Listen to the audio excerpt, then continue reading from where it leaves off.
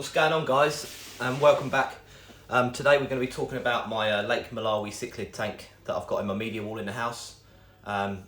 Just going to answer a few questions because I always get asked about filtration on this tank where it's so low. So basically, probably for the first 3 months of having this tank set up, I struggled really bad with having bubbles in the water all the time. So I tried like various different pumps, filters, just trying to get it right.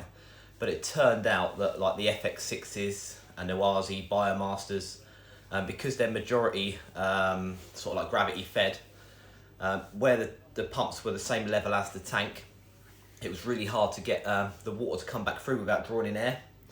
So I changed up the whole system and I actually added a like a pond filter. So on here I've got an oase BioPress 12,000. Which is ran by a pump which is sitting just down here, which is I think that's a 12,000 litre an hour pump that's running the tank. And ever since I've been doing that, I've been able to get the water crystal clear without so many air bubbles coming in. But when you have a tank this low, it's quite surprising how hard it is to get the filtration right actually, and to get it to work. I've still got one dead spot just down here that I'm going to try and crack out. I'm probably going to a little air stone or something down there to try and get that going, but I'll give you a few close-ups of things in the tank. It seems to work really well.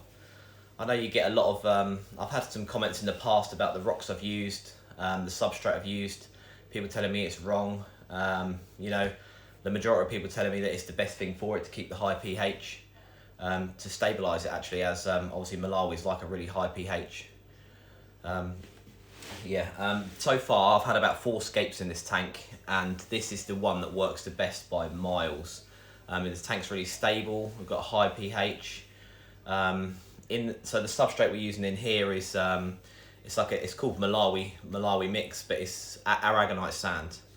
Obviously these are coral rocks. Again, this is what we get the comments on, saying whether it's right or wrong, but I think from what I've learned in the time of keeping fish is really you've got to stop listening to all the different advice everywhere, and you've got to do what works for you. You've got to do what seems to be working for the fish. And as you can see in here, everything is very healthy. I've not got any problems. I think in the whole time of running the tank, we've had 1 death, and that was actually caused by bullying. So we took out the bully straight away. But yeah, other than that, everything seems to be going really well. In here, we've got a wave maker sitting at the top just here, which creates a massive amount of flow. So I have mine pointing upwards. As I said in a previous video, we try and get the water to circulate so it comes around the tank, like in a circular motion, comes back here. I've never managed to be able to crack this. I've got a little dead spot down here. I'm not sure if we can, let me try and turn the camera that way. See, I've not been able to crack that, but I think I'm probably going to put like a little air stone down there somewhere. I actually don't like running air stones and that in the tanks because I think they look messy. And when you've got lots of flow, like we've got for water movement, you don't need any air stones. It's all about water movement. Everything always does really well. But so in here we've got, I actually made it because a lot of people say water change is going to be hard in this tank. So I've actually had it plumbed straight directly into the wall. I'll add that into the edits so you can see it outside. I've just got an external tap, like a water tap, that you just turn the tap, water comes draining straight out, which just goes down to the drain. I just clip a hose pipe into the tap outside and it just goes straight down the drain. So like I say, making water changes convenient is always the best thing to do, because otherwise you just get lazy. People don't tend to do the water changes enough. So with all of the setups that we've got, I've made convenience like the main factor in the design of doing it, just so you don't get lazy with it. I mean, everyone says they're keeping up with it, but when you're doing buckets of water, it's like a bit of a long job, a bit of depressing. So yeah, just to convenience of stuff, you're more likely to do it on a regular basis. So we do 2 water changes a week. On this tank here, I do like a 25% water change and then a 50% water change. So like normally on a Sunday and a Wednesday will be the days that we do it. All the fish in here, yeah, they're great. I've kind of tried not to stock it with stuff that I don't really like. I've tried to hand pick every single fish rather than just filling it up with like random ones, which is easy to do because you just want to get your tank full. But in here, yeah, most of them are OBs. I really like OBs. I'm still looking for 5 yellow OBs, but they're really difficult to get actually in the UK. I haven't managed to find any yet. I've been looking for about 4 months. I'm sure I will find some. But also in here I've got a sponge filter running. That's not just for any benefits, it's just that when I first set the tank up, I was trying to get it all running right. I put the sponge filter in there as well, additional for air, before we had the wave maker set up properly, and I've just never taken it out. But it probably will come out and get used in one of the other tanks. I've actually got a Fluvel E300 heater in here, where we've just done a water change. It's just soft temperature, it's 25 degrees. Not that we're going to get to see that now because the fish think they're getting fed. But we normally run this around 27 degrees, which yet again seems to be the perfect temperature. We don't have much aggression in this tank anymore. Ever since I've had the wave maker running up here, the aggression is almost stopped. And that's another reason why it's great to have the wave makers going. Yeah, in this one the wave maker never gets turned off. It's on 24 hours a day, 365. Which, yeah, again, I don't even turn it off when they feed because it spreads out the food nice. I'll chuck some food in there in a minute so you can see. Also, you'll be able to see the way the flow works. When you put the food in, you can see it just goes straight around in a circular motion heading towards the pump. But yeah, the E300 is good. It barely ever comes on in here, literally when you do a water change. Same as most tropical tanks. The heaters are, you know, everyone worries about the heating costs and the running cost of a tank, but when they're inside, the heater really never comes on. I think a lot of people assume that the heater's on all the time, just because you know, it's a heated tank, but it's not. It really isn't. I mean, they only click on. The thermostat only clicks on when it needs heat. So, like I say, in here, it's only whenever we do a water change, we lose about 1 degree in temperature every time, because yeah, the water that's going in is slightly colder than what's in the tank. There's just no way of storing it in mass amounts for all of our tanks to be able to get the water to the right temperature every time to put it straight in. And 1 degree or 2 in the tanks, in my experience, doesn't make any difference. The fish are always completely fine, unharmed, yeah, going through. So what I'll do is I'll show you underneath the lid. So, because again, that's another thing, everyone always thinks that because it's built in the wall, it's really hard to look after. Yeah, really hard to maintain. But again, I've made everything super convenient, so it's really easy to for maintenance. I always just put a little thing on here. I need to get little brackets up here really. I always put a bottle up here. So the fish think they're being fed now, so they're going to go absolutely mad. Well, we'll chuck some food in there soon. But so for lighting in here, I actually routed in a bit of oak worktop. I've routed in some lights on the top. They do actually get quite hot, which I never took into account when I done it, but they don't get too hot, and we don't have the lights on that much anyway because we've got great light coming in from the house. Obviously we've got a window right here, so yeah, we get really good light coming in, so they don't really need that much bright light, and these are really bright lights as well. I can't remember the make of them actually, let me try and find out. But they were, yeah, they're fully controllable, but don't ever adjust them. We don't ever run any blue lights or anything. I know a lot of people like to run their blue lights, but yeah. So again, I've got the wave maker coming in, so the filter goes out here where all the rocks are. It's hidden away because nobody wants to see a massive pond pump in the tank. So yeah, that's filled in there. So the wave maker is up here pushing this way. The water coming return pipes are over here, which they're not actually pointed down as much as they were, but they were pointed like quite low down, so it just helps push the current back. That actually might be a reason why we've now got a dead spot in the tank, because they seem to have twisted. I've never noticed that until we just done this video. Yeah, so this tank is ND Aquatics. So again, same as all of the other tanks that we do. We had black sides, black back on this one, and 12mm glass. The only reason I have black sides and stuff on here is because obviously it's in the wall. You don't want to see all the ugliness from behind. So at the top of the tank, you can see this is where we put the this pump here. We just drop straight in the tank and turn it on, and again that goes straight to the tap that's outside. Feeding is just, yeah, simple. I can get straight in there with my arm, and we can clean the tank. As you can see, the glass is spotless always. The water's not quite as clear where we just done a water change this morning as it usually is, but it's still pretty clear. Yeah, them fish, I can't wait till they grow. They've still got a lot of colouring up to do. Quite a lot of colouring up to do, in all fairness. But they're still so bright now. That's the best thing about Malawis. Super bright. It's one of my favourite tanks. I sit here watching this more than the TV. I've got a TV just above here. But yeah, I sit here watching the fish more than what we do the TV, really. Sitting on the floor. But yeah, so that's, like I say, I've tried to answer a few questions about filtration, because again, we get so many questions about how do you filter this tank? How do you keep it all hidden? But the actual filter itself is behind. So behind this wall here, we've got a cupboard, got like under the stairs cupboard. So the filters are actually hidden away in there, which keeps it nice and tidy. Which is great actually, because you know, imagine having a filter sitting in your living room when you just look ugly. Keeps it completely silent as well. So I'll just set this down again, and I'll see if I'll chuck some food in there.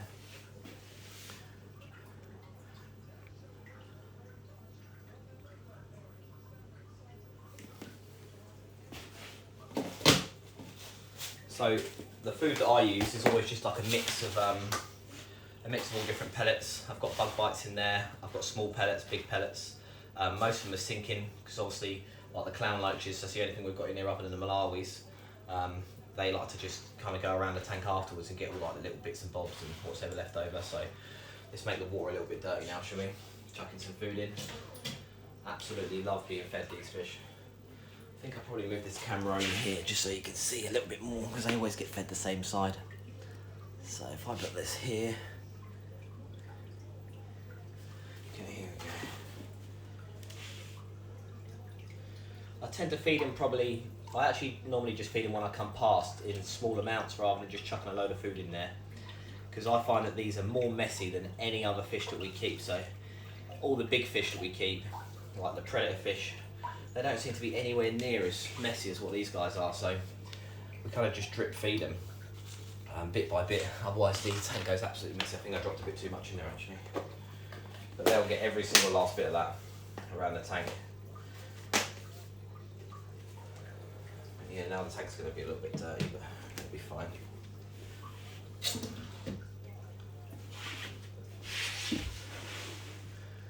I'll just close the lid on the tank.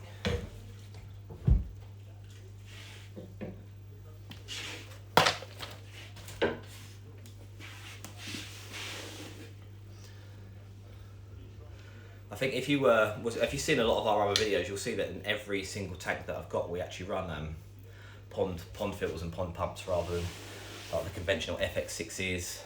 Like I say, biomasters we run on the small tanks, the oase ones. But I just find pond pumps to be the most convenient. You know, pond pumps and filters, the most convenient way of filtering. I mean, it's the most economical way of doing it. It's like highly productive.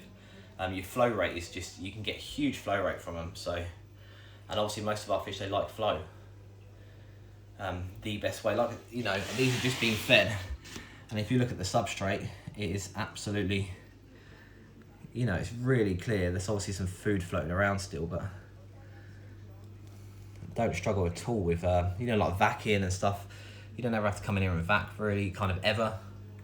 So again, just convenience is the way to keep fish, which would be my advice.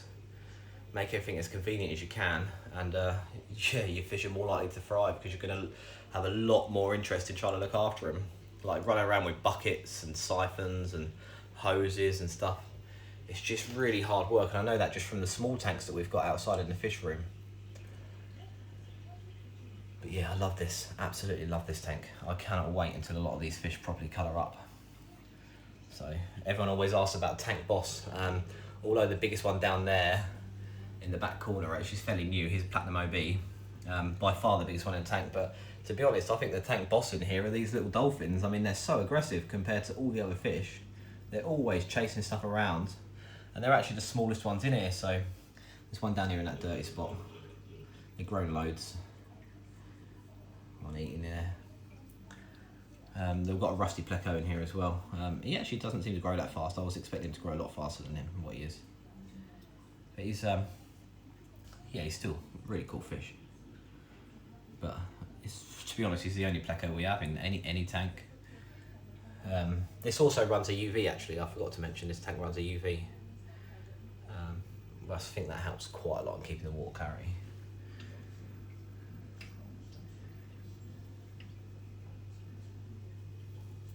Sweet. It's really hard to get red OBs, so he is really red as OBs go. Some great ones in here. Most of these fish, well, they all come, I would say 50-50 from Sims Tropical and Jaws Aquatics. I walk in Jaws sometimes, whatever. If they've got a nice one, then I'll buy it. Again, if not, if they're just average colours and stuff, I just won't take them. We've probably got 5 in here that I'm not overly happy with the colours, but I'm just hoping they're going to colour up as they get bigger. I would assume that we're probably going to take some out of here. I know everyone says massively overstock. And I was always recommended, because although it's hard to get the scale of the tank in the video, you know, we're like 750 litres of water just for a Malawi tank, and everyone was sort of like, you know, let's get sort of like 80, 90 fish in here. So I think I've actually got 42 fish in here, including the clown loaches. Yeah, but I feel like as they get bigger, I'll probably take a couple out. I'm going to get some yellow OBs in here as well, so I'll probably just swap them out and put them in another tank. But yeah, I love it. There's Platinum OB there. He's the biggest in there, but by far not the aggressive. Like, I think it's actually a female. Pretty sure it's a female. It's quite difficult sometimes to tell. Male. We don't seem to have any babies just yet, but again, it's a fairly new setup, fairly new tank. So we've had one holding eggs before, and I think they just all got eaten up within minutes, really.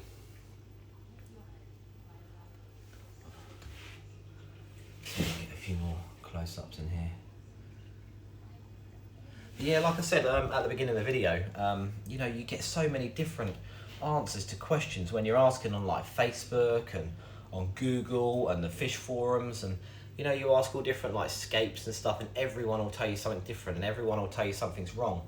But like I say, from my experience, just do things of, you know, it's trial and error. I mean, you can say what you like in fish keeping, but fish keeping is trial and error. Nothing's natural. You know, everyone's trying to make things natural, but you know, is keeping fish in a glass tank, you know, with water with all sorts of chemicals in it that are coming out the tap. I know that we use prime and stuff, but you know, nothing's natural. So trying to make something work may work in some areas, and other areas it won't. For me, like I say, if you look back on our YouTube videos, you can see this tank has had like 3 or 4 different scapes in 6 months, because it just wasn't working. This one is just super peaceful. The water just seems to test absolutely perfect all the time. Whether that will change going forward, you know, who knows? Who knows what's going to happen? But if it does change, then we'll just have to change the tank around again. But like I say, aragonite sand. I can't remember the true name of these rocks actually, but it's marine rock technically, reef rock. But yeah, it just holds great bacteria. It keeps the pH really high, like it really stabilises the tank. I've not ever had any changes, and since, well, the day after I'd done the tank, this scape, we'd done a reset up, and there's not been any changes at all. You know, it's just so stable the whole time. So when people are telling you this is wrong and you're doing this wrong and you're being cruel, like I say, it's all trial and error. It's got to be done for what works in your area, in your country, in your tank, with your fish. As you can see, everything in here is really healthy. We've got no diseases, no problems, no eye infections. Every fish is just chubbing up, you know, super clean. If there was problems, I believe you'd notice it in the fish. So yeah, stick at what, you know, listen to obviously, you know, certain bits of advice, but you've got to take most of it. You've got to kind of, I always nitpick out of different things what different people say, because so many different things that you get told, and you'll just get moaned at. Whatever you do, if it's perfect, someone's going to have a whinge at you. So, but yeah. But as always, guys, I hope I answered the questions that we've been getting asked on this tank. Don't forget to like, subscribe, and hit that notification button. Yeah, so we've got up and coming videos coming. We're going to do a tank visit next week. So yeah, stay tuned. See you later.